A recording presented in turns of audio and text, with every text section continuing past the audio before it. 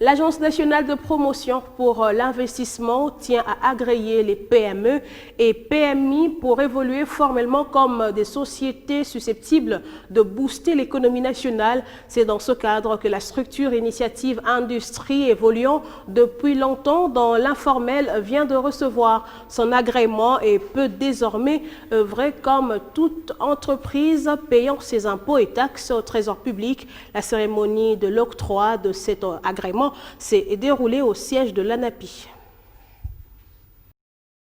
La crise de la Covid-19 a, outre ses effets néfastes, révélé au grand jour le génie de plusieurs chercheurs à travers le monde. À Kinshasa, plusieurs jeunes se sont distingués dans la mise en place des solutions pour lutter contre la pandémie, à l'exemple de ces tunnels de désinfection dénommés SafeGate. Ce projet de la structure Initiative Industrie vient d'être agréé par l'Agence nationale pour la promotion des investissements, formalisant ainsi la jeune entreprise. C'est un type d'exemple où il y avait une structure qui était dans l'informel d'abord et nous l'avons accompagné par nos services aftercare.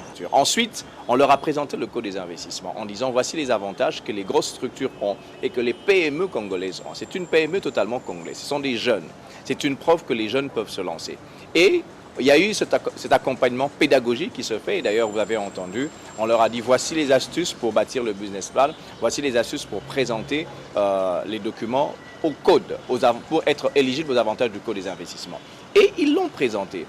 Après un moment d'accompagnement, cet agrément rend le projet SafeGate éligible au bénéfice du code des investissements.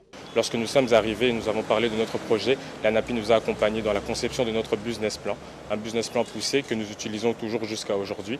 Donc à comprendre nos nombres, à comprendre notre fonctionnement et à comprendre aussi comment les entités de l'État fonctionnent. Donc moi j'encouragerais toutes les PME à venir et à entrer en contact avec l'ANAPI. Parfois nous avons peur des tracasseries administratives ou des procédures langoureuses, mais ces procédures ne sont pas langoureuses. Elles vous permettent justement de comprendre le fonctionnement de votre entreprise, de comprendre réellement quelles sont vos projections, de comprendre là où vous allez, de vous donner une direction. Par la promotion des petites et moyennes entreprises, l'ANAPI demeure à la disposition des porteurs de projets afin d'assurer le développement de la RDC par l'entrepreneuriat.